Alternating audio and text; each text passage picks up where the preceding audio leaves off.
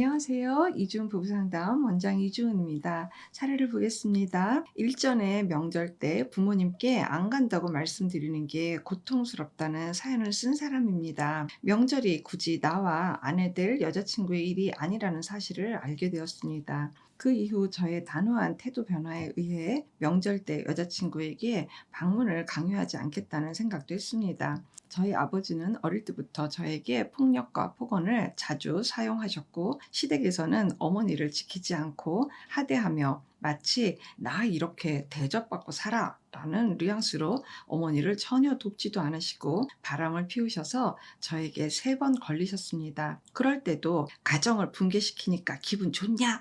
이게 좋아 보여? 하고 저를 나무라시고 어머니를 때리고 목을 조르고 죽으라고 소리치셨습니다. 그때마다 어머니는 저보고 안심하고 잘하고 하셨고요. 조금이라도 반항하면 바로 폭행이 이어졌고요. 저는 어머니를 지키고 돕기 위해 매년 명절에 방문하다가 아무도 내게 고맙다고 하지 않고 내 마음을 읽어주지 않고 매년 바닥에 머리를 박으며 내 신념을 존중받지 못하는 곳에 나를 던져놔도 되는 걸까 하는 의문이 들었습니다. 그래서 외가에서 제사에 대한 불만에 대해 이모들, 사촌 형님들과 제가 이야기를 하던 중 저도 이제 제사에 참여하기가 싫다고 하니 아버지께서 그것을 옆에서 들으시고는 호로자식, 부모도 없는 놈이라고 하셨어요. 그래서 저는 본인의 정서적 미해결 과제를 자식 세대와 아내에게 미루고 정서적 독립조차 이루지 못한 채 아내와 자식에게 폭행이나 하는 겁쟁이 마마보이라고 응수하고 그 장면을 떠났습니다. 옛날에는 어머니도 아버지도 모두 시대의 희생자로 보였지만 지금은 아닙니다. 자식을 지키지 못한 엄마에 대한 분노, 아내와 나를 폭행한 아버지에 대한 분노만 남았습니다. 명절에 갈 때마다 아버지의 죽어! 라는 소리가 귀에 들립니다. 저는 아버지처럼 살고 싶지 않습니다. 아내와 자식을 지키고 싶습니다. 이제는 안 보려고 합니다. 하지만 가슴속의 억울함, 복수심과 분노를 잠재울 수가 없습니다. 저는 어떻게 하면 좋을까요? 라고 글을 주셨습니다. 그러니까 뭔가 마음의 결정을 지금 하신 거잖아요. 내가 명절 때, 제사 때 부모님께 안 가도 나는 이제 괜찮아. 그리고 안 갈 거야. 나는 충분한 당위성이 어릴 때부터 이러한 것들로 인해서 나는 안 가도 돼. 안 가는 것이 우리 부부와 나중에 아이들까지도 나는 내가 지킬 수 있는 아버지하고는 전혀 다른 그런 사람으로 나는 꼭 반드시 살 거야. 안 갈 거야 라고 하고도 결정을 하고도 지금 내 마음은 너무 복잡하고 분노가 일고 지난날에 내 모든 이런 내 참아왔던 이 억울함이 풀리지도 않고 제대로 벌 준 것 같지도 않고 더 이걸 어떻게 해야지 되지? 이런 마음도 막 남고 그러니까 내 마음이 지금 너무 복잡한 거죠. 정말 너무 고생하셨겠어요.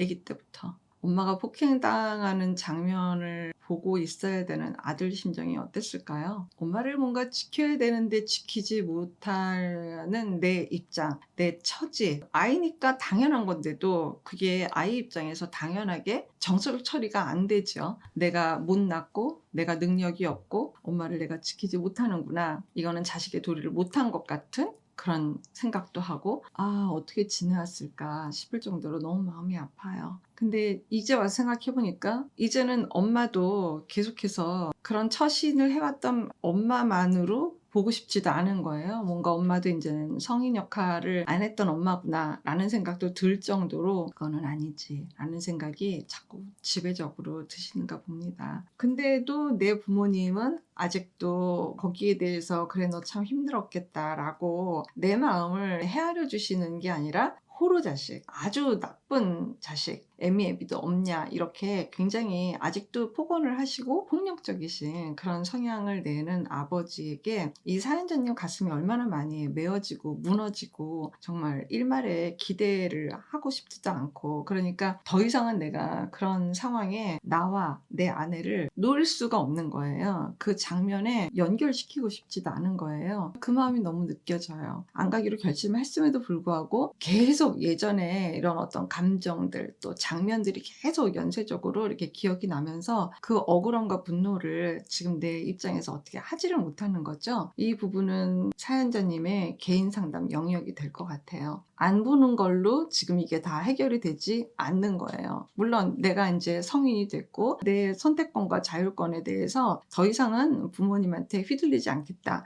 이거는 괜찮아요. 사연자님이 마음이 편하다고 하면은 그거는 차라리 괜찮은 거예요. 그런데 그렇게 선택을 해도 이게 내 마음이 풀리지 않는 게 너무 감정적으로 많고, 또 민 마음에는 지금이라도 부모님이 그래도 좀 괜찮은 분들이면 얼마나 좋을까. 그래도 좀 상식선에 들어와서 아버지가 또 어머니가 그래 너 얼마나 고생 많았니 라고 내 마음을 읽어주면 얼마나 좋을까. 그러니까 사연자님 내면에서는 지금도 그래도 내가 생각하고 갖고 싶은 그런 부모 영역에 한 발자국이라도 발가락이라도 들여놓는 부모를 보고 싶은 마음까지도 훼손되는 게 이게 너무 괴로우신 것 같다는 생각이 들어요. 복수심과 분노, 화, 이걸 도대체 제가 어떻게 해야 될지 모르겠습니다 라고 지금 질문을 주신 거기 때문에 너무 인정이 돼요. 인정이 너무너무 되고, 이 사연자님 개인 상담 영역에 대한 거가 통찰이 되고 풀리고 이게 해결이 돼야 되는 것도 필요하고, 아내와의 연결되는 그 내용도 상담에서 갖춰지면은